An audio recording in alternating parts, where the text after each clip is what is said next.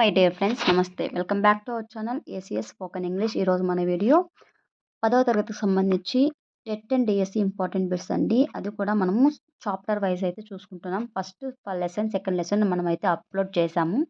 ఇప్పుడు మనము third lesson చూసుకుందాం. థర్డ్ లెసన్ వచ్చేసి శతక మాధుర్యం. థర్డ్ లెసన్ నేమ్ వచ్చేసి శతక మాధుర్యం. వివిధ శతక కవులు. ఇక్కడ రచించింది వచ్చేసి వివిధ శతక కవులు అనమాట. ఇక్కడ చూడండి ఫ్రెండ్స్, దీని యొక్క ఈ శతక మాధుర్యం ఉంది కదా, ఈ శతక మాధుర్యం యొక్క ఉద్దేశం ఏంటి అంటే, శతక పద్యాలు జీవన నైపుణ్యాలను ప్రబోధిస్తాయి. ఈ పద్యాల ద్వారా విద్యార్థులను ఉత్తమ పౌరులుగా, లోక జ్ఞానం కలవారిగా తీర్చిదిద్ది వారిలో నైతిక విలువలు పెంపొందించడమే ఈ పాఠం యొక్క ఉద్దేశం. ఇక కవులు దాని యొక్క పరిచయాలు చూసుకున్నట్లయితే, మారత వెంకయ్య గారు క్రీస్తు శకం 1550 నుండి 1600 మధ్య కాలానికి చెందినవారు. వీరు భాస్కర శతకంని రచించారు. ఈ శతకం ఉదాహరణ పూర్వకమైన నీతి బోధనలతో కొనసాగుతుంది. ఇది తెలుగులో వచ్చిన మొదటి దృష్టాంత శతకం. ఈ శతకం అనేది మన భాస్కర శతకం అనేది తెలుగులో వచ్చిన మొదటి దృష్టాంత శతకం. నెక్స్ట్ దోర్జటి 16వ శతాబ్దానికి చెందినవాడు. శ్రీకృష్ణదేవరాయల అష్టదిగ్గజ కవులలో దోర్జటి ఒకరు. శ్రీకాళహస్తీశ్వర శతకం, శ్రీకాళహస్తి మహత్యం రచించారు. పోతులేరి వీరబ్రహ్మం గారు 17వ శతాబ్దానికి చెందినవారు. కడప జిల్లా వాసి. కాలజ్ఞానం, కాళికాంబ సప్తశతి, సిద్ధగురు బోధ, వీర కాళికాంబ శతకం వంటి రచనలు చేశారు. నెక్స్ట్ వేమన క్రీస్తు శకం 1652 నుండి 1730 మధ్య కాలానికి చెందిన కవి అని పరిశోధకుల అభిప్రాయం. ఈయన శ్రీ సత్యసాయి జిల్లా కటూరుపల్లిలో సిద్ధి పొందారు. విశ్వదాభిరామ వినరోయమ అనే మగుటంతో ఆటవెల్తి ఛందస్సులో పద్యాలను రచించారు. నెక్స్ట్ 6 ఏనుగ లక్ష్మణ కవి. క్రీస్తు శకం 1720 నుండి 1780 మధ్య కాలం వాడు.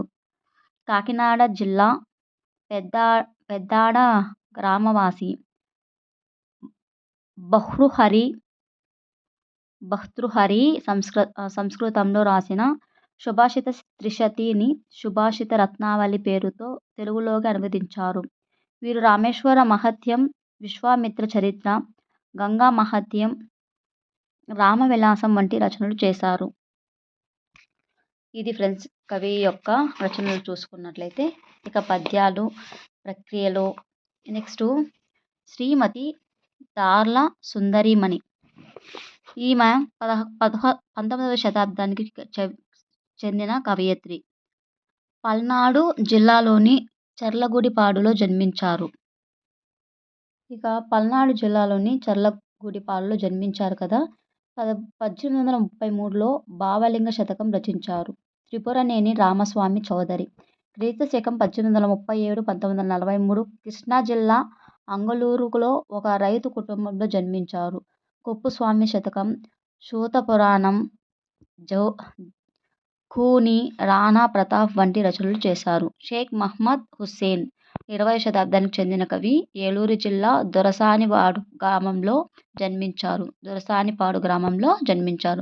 హరిహరనాథ శతకం వంటి రచనలు చేశారు. గాడేపల్లి సీతారామమూర్తి. క్రీస్తు శకం 1935 నుండి 2018 వరకు ఈయన యొక్క కవి కాలం. బాపట్ల జిల్లా అద్దంకి నివాసి. ఈయన 20వ శతాబ్దానికి చెందినవారు. వెంకటాద్రీశ్వర శతకం, అశ్వత్థామ, సుందరోత్పలన, రామాయణం వంటి రచనలు చేశారు. తలపాక పెద్ద తిరుమలాచార్యులు. క్రీస్తు శకం 1460 నుండి 1548 మధ్య కాలానికి చెందిన కవి. పదకవిత పితామహుడైన పాలపాక అన్నమాచార్యులు 2వ కుమారుడు. సుదర్శన, రగడ, వెంకటేశ్వర వచనాలు, పద్యాత్మ సంకీర్తనలు వంటి రచనలు చేశారు. ఇక ఈ ప్రక్రియ శతకం చూసుకున్నట్లయితే 100 పద్యాల రచనలను శతకం అని అంటారండి. శతకాల్లో 100 నుండి 108 పద్యాల వరకు ఉంటాయి. శతకానికి మొకటం ప్రధానంగా ఉంటుంది. మొకటం అంటే కిరీటం అనమాట. అది శతక పద్యాలలో ప్రతి పద్యం చివర ఉంటుంది. ఇది పదంగా గాని, అర్థపాదంగా గాని, పాదంగా గాని, పాదద్వయంగా గాని ఉండవచ్చు. శతక పద్యాలు ముక్తకాలు. అంటే ఏ పద్యానికి అదే స్వతంత్రంగా భావంతో ఉంటుంది. ఓకేనా.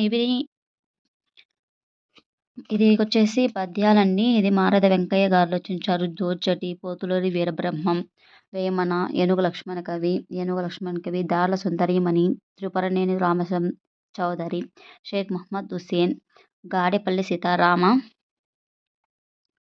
సీతారామమూర్తి ఇవన్నీ రచించారనమాట.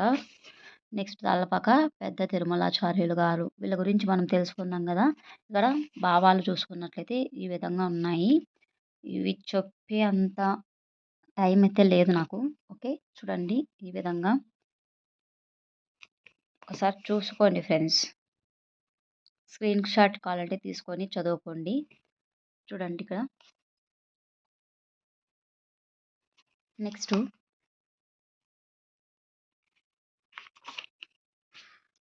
ఇక ఈ లెసన్కి సంబంధించి భాషాంశాలు, పదజాలం కానీ చూసుకున్నట్లయితే దృప్తుడు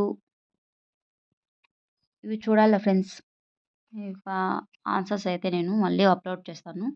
ఇది కవి పరిచయం గురించి నేనైతే డిస్కస్ చేశాను. మీకు కనుక యూస్ఫుల్ అనిపిస్తే తప్పకుండా ఛానల్ని సబ్స్క్రైబ్ చేసుకొని ఆల్ వీడియోస్ అయితే ఫాలో అవ్వండి. Thank you friends.